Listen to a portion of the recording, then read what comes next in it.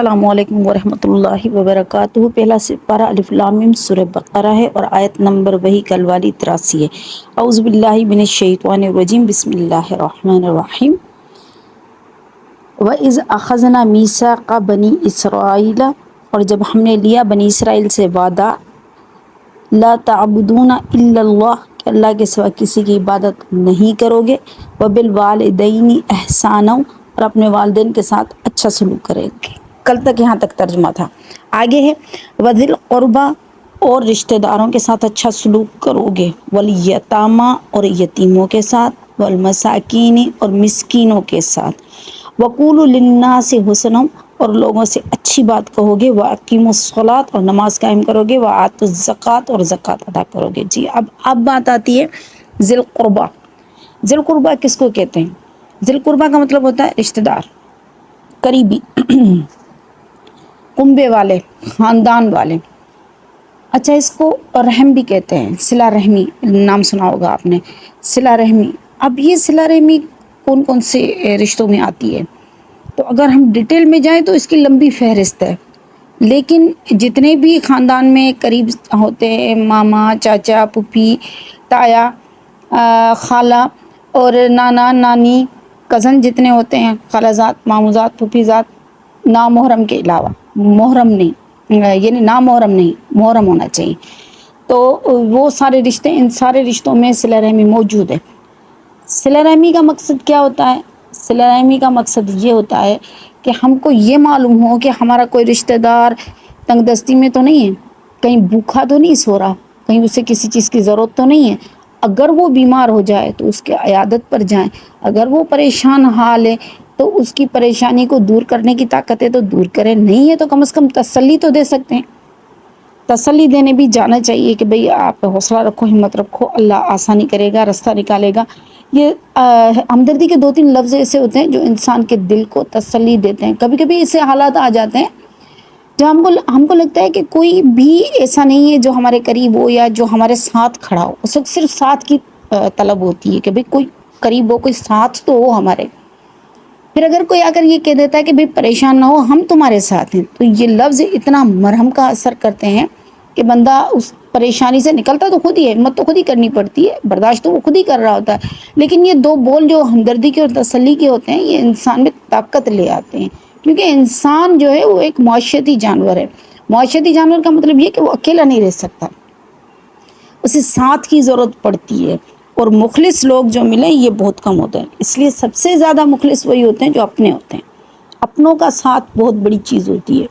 ایک واقعہ میں آپ کو بتاؤں کہ ایک گاؤں میں ایک کنواں تھا، اس کے بارے میں مشہور ہوا کہ اس کنویں میں جن آتے ہیں، جو بھی جاتا ہے کنویں کے پاس یا اندر جاتا ہے، اترنے کی، پانی بھرنے کی کوشش کرتا ہے، وہ اس کو اندر کھینچ لیتا ہے، اس کو مار دیتا ہے، ختم کر دیتا ہے۔ اب کسی میں ہمت نہیں کہ وہ کنویں میں اتر کر دیکھے کہ کیا چیز ہے یا کیا مسئلہ ہے کہ بندے مر رہے ہیں، جا رہے ہیں۔ تو ایک نوجوان نے کہا کہ میں جاؤں گا، لیکن شرط یہ ہے کہ میری جو رسی کھینچے گا نا، رسی جو پکڑی، لوگ رسی پکڑ کر نیچے کھینچتے تھے، لوگوں کو ڈالتے تھے، اندر جاتے تھے کنویں میں رسی کی مدد سے، پھر اس کو اوپر کھینچ لیتے تھے۔ تو اس نے کہا کہ شرط یہ ہے کہ میری رسی کو کھینچنے والے میرے بھائی ہو، میرے بھائی کھینچے رسی کو تو پھر میں تیار ہوں۔ ان کا ٹھیک ہے۔ اچھا، یہ لڑکا اترا اس میں کنویں میں اور آہستہ آہستہ رسی کو نیچے گراتے گئے۔ اس کا بھائی جو تھا وہ آگے آگے پکڑ کر کھڑا ہوا تھا رسی کو، باقی سارے پیچھے کھڑے ہوئے تھے۔ آہستہ آہستہ سے لڑکا نیچے اترا۔ جب نیچے اترا تو اس نے دیکھا کہ اندر بندر تھا، بہت بڑا، وہ جو ہوتا ہے بن مانس کی طرح، تو وہ ایک بندر بن مانس کی طرح تھا، وہ جو کہ جو بھی بندہ جاتا تھا وہ اس پر جھپٹتا تھا، حملہ کرتا تھا، وہ ڈر کی وجہ سے اوپر والے اس کو چھوڑ دیتے تھے، وہ کنویں میں وہیں کے وہیں گر کر مر جاتا تھا۔ اب وہ بندر نہ نکلے اور نہ ہی کوئی مسئلہ حل ہو۔ اب کیا کیا کہ اس نے بندر کو، بندر تھا بن مانس کا بھی چھوٹا بچہ تھا، کوئی بڑا بن مانس بھی نہیں، چھوٹا سا تھا، اس نے اٹھا کر اس کو اپنے کندھے پر بٹھایا اور رسی کو ہلایا کہ مجھے اوپر کھینچو۔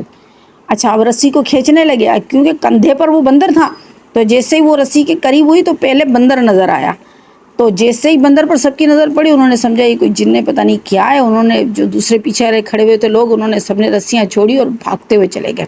جیسے انہوں نے رسیاں چھوڑی تو جو اس کا بھائی جو تھے اس کے جو آگے جو پکڑے ہوئے تھے رسی، انہوں نے نہیں چھوڑی رسی، ان کو پتا تھا کہ اس رسی میں ہمارا بھائی جڑا ہوا ہے، وہ بول رہا ہے، بات کر رہا ہے، وہ ساتھ جڑا ہوا، ہم کیسے چھوڑے چاہے کچھ بھی ہو. جب اس نے زیادہ کھینچا تو اس کے بھائی کا بھی سر نظر آیا، جیسے ہی وہ قریب اوپر ہوا تو بندر چھلانگ لگا کر کنویں سے نکل گیا، بھائی بھی نکل کر آ گیا.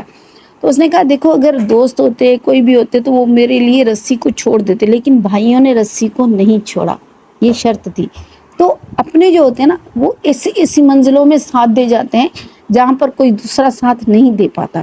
تو اپنوں کی ضرورت تو ہوتی ہے، تو کیوں ہوتی ہے؟ یہی تو صلہ رحمی ہے کہ ہم ایک دوسرے کو سپورٹ کریں، ایک دوسرے کو ساتھ دیں. تو یہ ساری صلہ رحمی ہمیں اس بات کا حکم دیتی ہے کہ اگر کوئی بیمار ہو جائے تو اس کی عیادت کرو، اگر کوئی قرض دار ہے تو اس کے قرض کا بندوبست کرنے کی کوشش کرو، اگر آپ کے ہاتھ میں ہے تو آپ اس کو ادا کرو، اگر نہیں ہے تو اس کو کم از کم تسلی دو. آپ اس کو ہر وقت دیکھو، آؤ جاؤ، اس کو تحفے دو، کھانے پینے کا سامان اس کے پاس بھیجو، اور ان کے پاس جاؤ، ان سے پوچھو بھائی کیا مسئلہ ہے، بھائی کیا حال. ہمارا حال یہ ہوتا ہے کہ ہمارے گھر کے بیچ میں اور دوسرے گھر کے بیچ میں صرف ایک دیوار ہوتی ہے، لیکن ہم ایک دوسرے کے بارے میں کچھ بھی نہیں جانتے. اور میں آپ کو بتا دوں کہ صلہ رحمی ایسا خطرناک مسئلہ ہے کہ اگر کوئی صلہ رحمی میں پورا نہیں اترا تو پل صراط سے وہ کراس نہیں کر سکتا. تب تک وہ کراس نہیں کرے گا جب تک وہ صلہ رحمی میں پورا نہیں اترتا. اس لیے خدا کے واسطے اگر اپنے بہن بھائیوں سے، اپنے کزن سے، اپنے بھانجے بھانجیوں سے، بھتیجوں سے، کسی سے بھی، پوتا پوتی سے، یا بڑوں میں سے کسی سے بھی کوئی بھی کسی طرح کی ناراضگی ہو تو اس کو ختم کر لیں. کیونکہ صلہ رحمی طلب کرے گی، سوال پوچھے گی، پکڑے گی اور پل صراط پر روکے گی اور کہے گی یا اللہ اگر میں تیرے نام رحمان سے، صلہ رحمی رحمان سے نکلا، رحم سے نکلا، رحم رحمان سے نکلا، وہ کہے گی یا اللہ اگر میں تیرے نام رحمان سے نکلی ہوں تو اس نے مجھے توڑا ہے تو اس کو بھی جنت سے توڑ دے، اپنی رضا سے توڑ دے، اس کو جہنم میں جانے دے، لیکن یا تو اس کو جہنم میں ڈال یا پھر مجھے اپنے نام سے جدا کر دے. تو اللہ تو اس کو اپنے نام سے جدا نہیں کریں گے، پھر کیا ہوگا؟ جہنم میں وہ پکڑا جائے گا. کیا فائدہ ہوا؟ اس لیے صلہ رحمی کے معاملے میں احتیاط بہت ضروری ہے. والمساکین اور مسکین. اچھا مسکین کس کو کہتے ہیں؟ قرآن پاک میں اللہ تعالیٰ نے مسکین بھی کہا، غریب بھی کہا. مسکین اور غریب میں تھوڑا سا فرق ہے. غریب اس کو کہتے ہیں جس کے پاس کچھ بھی نہ ہو. مسکین اس کو کہتے ہیں جس کے پاس کم از کم ایک وقت کا کھانا ہو. ہوتے دونوں غریب ہیں. جیسے کہ اللہ تعالیٰ نے زکوٰۃ کے مصارف میں دونوں کا ذکر کیا کہ غریبوں کو، مسکینوں کو، فقیروں کو، ان سب کو دو. تو کیا فرق ہوا ان میں؟ یہ فرق ہے. غریب وہ ہوتا ہے جس کے پاس کچھ بھی نہ ہو. مسکین وہ ہوتا ہے ہو تو صحیح لیکن وہ اس کی ضرورت کے مطابق نہ ہو. اچھا مجھ سے بھی مسئلہ کسی نے پوچھا کہ بھئی زکوٰۃ دینی ہو اور ہمارا اپنا رشتہ دار ہے، حالانکہ وہ جاب بھی کرتا ہے لیکن اس کے بچے زیادہ ہیں، فیملی ممبر بہت زیادہ ہیں، کھانے کے لیے بڑی مشکل سے کھینچ تان کر پوری ہوتی ہے ان کی، تو کیا ایسے لوگوں کو زکوٰۃ دینا جائز ہے؟ میں نے کہا ہاں بھائی جائز ہے. اس میں تو ڈبل ثواب ہے. ایک تو رشتہ دار ہے، صلہ رحمی ہوئی، دوسرا یہ کہ وہ عیال دار ہے، اس کی پوری نہیں ہو رہی ہے نا، تبھی تو اس کو ضرورت ہو رہی ہے پیسے کی. اس لیے ایسے بندے کو بالکل دینا چاہیے. آپ اس کو بالکل زکوٰۃ دے سکتے ہو، جائز ہو، بلکہ ایک طریقے سے یہ صلہ رحمی کی وجہ سے دوہرا ثواب ہے. ایک حدیث آتی ہے، ڈیٹیل میں حدیث ہے، نبی کریم صلی اللہ علیہ وسلم نے فرمایا کہ 3 چیزیں مجھے محبوب ہے. اس میں ڈیٹیل میں حدیثیں، ابوبکر صدیق نے بھی فرمایا مجھے 3 چیزیں محبوب ہے، عمر فاروق نے بھی فرمایا، کافی حدیث ہے. اس میں حضرت جبریل امین نے بھی کہا کہ مجھے 3 چیزیں محبوب ہیں. اس میں سے ایک چیز یہ تھی کہ عیالدار بندہ ہو، اس کا عیال بڑا ہو، یعنی فیملی ممبر زیادہ ہوں، اور اس کا پورا نہ ہوتا ہو خرچ، یعنی وہ کما تو رہا ہے لیکن اس کا پورا نہیں ہو رہا. تو ایسے بندے کی مدد کرنا مجھے بہت محبوب ہے. اللہ کو بھی یہ محبوب ہے کہ ایسے عیالدار بندے کو جو کما تو رہا ہے لیکن اس کا عیال بڑا ہے، اس کے خاندان میں ممبرز زیادہ ہیں جس کی وجہ سے اس کی پوری نہیں ہو رہی ہے، تو ایسے بندے کو آپ زکوٰۃ بھی دے سکتے ہیں اور بالکل یہ مسکینوں میں شمار ہوتا ہے. اچھا آگے اللہ تعالیٰ فرماتے ہیں وَقُولُوا لِلنَّاسِ، لوگوں سے کہو، حسنا، اچھی بات. اچھا اچھی بات کا کیا مقصد ہوتا ہے؟ اچھی بات کا مقصد ہوتا ہے ایک تو ہے اچھا اخلاق. چلو جی وہ تو ہے ہی اچھا اخلاق، وہ تو بہترین چیز ہے. اخلاق اچھا ہے تو سب کچھ اچھا ہے. حدیث مبارک میں آتا ہے محروم ہے وہ شخص جس کو اچھا اخلاق نہیں دیا گیا. تو اخلاق تو بہت بڑی چیز ہے، لیکن یہاں پر کیا مراد ہے؟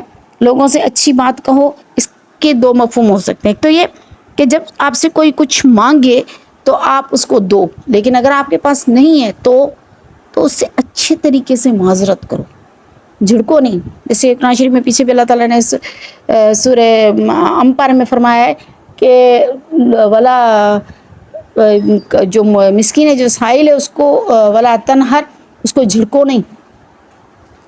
اور آپ اس کو یعنی جھڑکنے کا مقصد یہ ہوتا ہے کہ اس کو ڈانٹنا، اس سے سخت الفاظ میں منع کرنا، اس کے لیے کچھ کہہ دینا جو اس کو برا لگے، جو اس کے دل کو لگے، یہ چیز خراب ہے، تو یہ نہیں ہونی چاہیے۔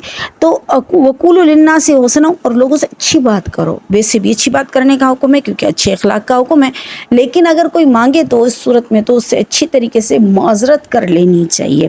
واقیموا الصلاۃ، نماز قائم کرو، اس کے بارے میں تفصیل کے ساتھ پہلے بھی بتا چکی ہوں کہ اقیم کیوں کہا گیا، عدد صلاۃ کیوں نہیں کہا گیا۔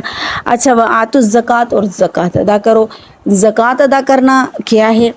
زکوٰۃ کا مقصد ہوتا ہے مال کا 40واں حصہ دینا۔ اچھا، یہ کل انشاءاللہ اقیموا الصلاۃ وآتوا الزکوٰۃ کا کریں گے انشاءاللہ العزیز۔ وآخر دعوانا ان الحمد للہ رب العالمین۔